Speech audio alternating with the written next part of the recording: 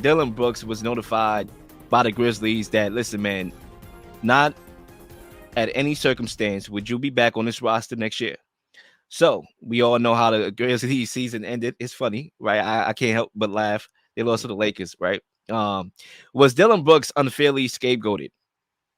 I think so. I want to go first real quick. I Go think he ahead. was unfairly scapegoated. I feel like it's not fair, in my opinion, that an organization goes out their way and says Dillon Brooks will not return to his team no matter any circumstances. I feel like that's unfair to him as a basketball player. You would have thought he walked into the strip club with a gun the way they're talking about him. This is ridiculous. It doesn't make any sense. He never disparaged the organization. Never made them look bad, look poorly. He never did anything outside of play basketball and hustle. I understand he gets a few texts. I understand that, it's only a few dollars. I don't mind getting technical fouls.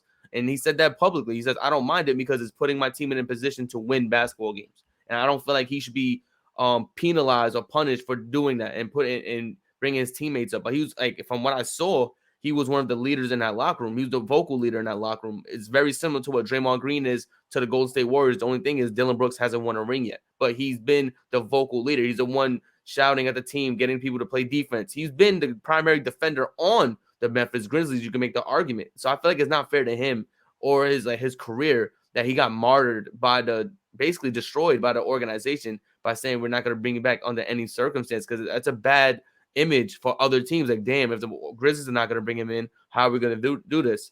Fortunately for Dillon Brooks, that the Memphis organization is a joke. They don't have ream of their own team. They don't really have anything going on for themselves in terms of how to control their players, public relations, none of that in that nature. They allow the players to do anything and anything they want to do. Clearly, when you got Ja Morant, your star player, the face of the franchise, doing whatever he wants to do, getting arrested, getting charged with beating up kids and bringing guns into the strip club, that's something even if it's just an accusation, because he didn't get found guilty with anything. Getting accused of that doesn't look good at all for any young player, for anybody in the NBA. And Dillon Brooks is a guy who stepped it up when nobody was showing up, when Desmond Bain was hurt, when Ja Morant wasn't on the court, when Jaren Jackson Jr. wasn't on the court. It was Dillon Brooks on that basketball floor playing for your organization. I just feel like he deserved more respect than just saying he's not coming back under any circumstance. I don't feel like it was warranted. I don't feel like his career should be basically marked, smeared because of that. So that's my take on that. Yeah, I just want to jump in here quickly because I'm on 1%. I might have to unplug my mic and use computer audio, so I'm gonna try to make this fast before my computer die on me. I think he was scapegoated, but he was an easy scapegoat, and that's part of the problem. And his problem. You see, you talk about Ja Morant flashing up gang signs during the NBA games, throwing up guns at the strip club, but he was a former number 2 overall pick. That's his credentials right there. Okay. Dillon Brooks was never an all-star, not even close. He wasn't a top 5 pick, not even close. So you have to know where you are. You have to know who you are. And he tried to be somebody he wasn't. He was out here talking smack. LeBron James, he woke up a sleeping giant. Then on top of that, he had a horrendous series, 24 of 77 from the field, 10 for 42 from three-point range. Okay, you have to know who you are. All right, Draymond Green, you can make the case that he did more harm to the Warriors than Dillon Brooks. I agree. Punching a teammate, getting a suspension in the finals, right? But guess what? He's more valuable to the Warriors than Dillon Brooks is to the Grizzlies. Hopefully, we didn't just lose our guy Leel.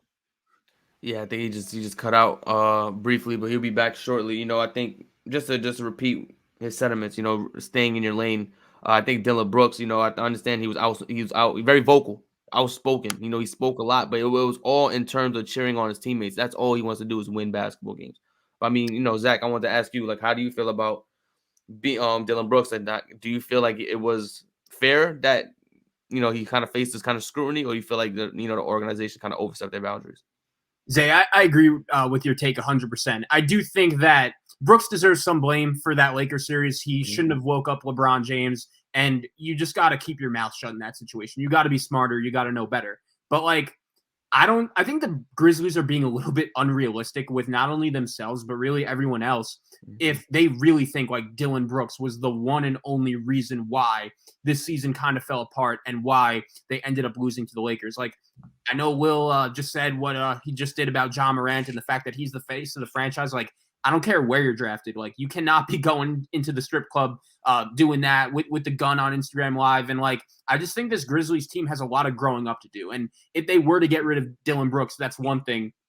But they still have a lot of way to go and a long way to go. And I just got word from Leel. His laptop did die. He'll be back with us soon. But I just think the Grizzlies are not being honest with themselves if they're just blaming this whole season blowing up on Dillon Brooks. There are a lot more culprits, I think, in this situation. And it's going to be interesting to see where Dillon plays next year. I'm trying to think of like a place that would be a good fit for him. I know there are plenty of teams thrown out there. One team that comes to mind for me right away is Houston. I think that's a team that is going to try to learn to win. They bring in Ime Udoka, and he could be a guy that immediately, right off the bat, could be a little bit of a culture changer there for a young team that should be trying to win with new head coach pretty soon. Well, I'm happy you're back, man. We all good? Yeah.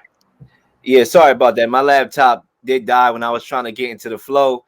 I'm using computer audio right now, so the mic is not needed. So excuse the fuzziness and all that. But I think I heard some of Zach's take while I was out about my comment about John Morant being a high draft pick, number 2 to be exact, overall. And I think it's not that I'm excluding or giving John Morant any leeway for his actions. His actions were stupid. And we did a whole show about that. And I said what I said back then. It was very stupid. You know, he's trying to be a thug and all that. But I'm saying that, you know, the franchise is giving him leeway because, you know, he's number 2 pick. You invest all that in him to be the face of the franchise. So, of course, in regards where he should be held accountable, they are not going to hold him accountable. So, yes, they are going to make you the scapegoat, which is what I said pretty much. But I said that he was the easy scapegoat, which is the problem. When I'm working with anybody, whether it's on the show, whether it's in the work area or just doing anything, right? I don't want to be the scapegoat. I don't want to be the easy scapegoat. I try to make sure I'm on everybody's level and holding up my end.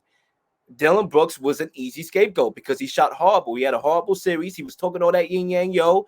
Okay, the fact that we are talking about him on this show, 99 Pod, is part of the problem because we ain't talking about Dillon Brooks. Let's be honest, we are not. And the fact that we are talking about this guy, never been an all-star, not even close, not a top 5 pick, and yet we are talking about him, is why he had to go.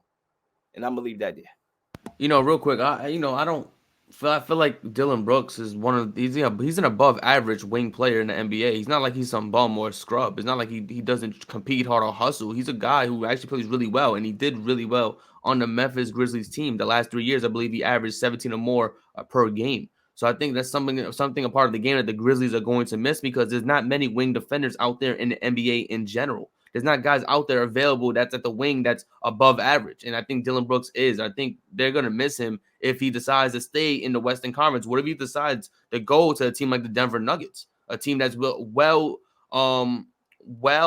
disciplined, well coached, and they need a defender. They need a guy who's gritty. And Dillon Brooks fits that mold that the Denver Nuggets are looking for. Mike Malone is a guy who's defensive heavy. He wants more grit and grind. You bring in a guy like Dillon Brooks, that changes the entire face or shape of the Denver Nuggets and how they play. They have the offensive ready, and you get a gritty defender. Or he goes to a team that loves just being hard-nosed, gritty, and that's Miami Heat, a team like that. He goes to where like they had a bevy of guys like Jay Crowder and guys like that who are just there that defend really well. And I think Dillon Brooks is going to go to a team he's gonna really showcase his talents as not only a scorer but also as a more higher tier defender. And I think the Grizzlies woke up a different demon inside of him that's going to create havoc in the league. I don't think that was a good thing for the Grizzlies to do, especially when they're having their own roster issues. As is, John Morant is unhinged. You can't rely on this man for anything, and that's the problem. When the offense looks better when you're not on the court, that's a huge issue. And then another thing, who are they going to use to replace Dillon Brooks? Like I said, there's not many people out there to replace a Dillon Brooks type of player. So I want to know what they have in plan or in store to do so. But it wasn't a good thing to just poke the bear, literally, Dillon Brooks' words, and then anticipate nothing to happen to him. Whenever Dillon Brooks sees Memphis, it's going to be a war, and I don't know if Memphis is prepared for that. Well, they offered him a contract numerous occasions. I believe that's what I read. And he turned them down, right? So that's actually, bad on his part, right? Because he ended up getting let go. I think they need somebody on the perimeter that could defend and shoot. and that's why they offered Mikal Bridges, or the Nets for Mikal Bridges first round picks for, I believe. If I'm them, I'm probably going to have to go all in for OG Anunoby, try to get him over there. I mean, there's ways you can go about it. Nothing guaranteed. But one thing that is guaranteed, he was becoming a distraction in the locker room. And I understand it's not only him. Like I said, there's a lot of blame to go around. They are. But at the end of the day, he's not on Ja Morant's level. That's a whole different investment. You can move on from Brooks. You can't move on from Ja in that type of way. And if you do, then that's a whole nother can of worms that we are trying to open here on the show that we don't need to. And that's a lesson that should be learned around the league. And anybody, don't make yourself an easy target. That means shut your mouth and play basketball. And if he had shut his mouth, this is not happening. Please like and subscribe for all the up-to-date content.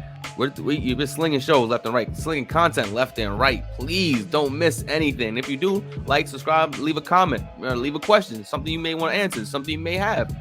All ideas are great ideas. Nothing's a dumb question.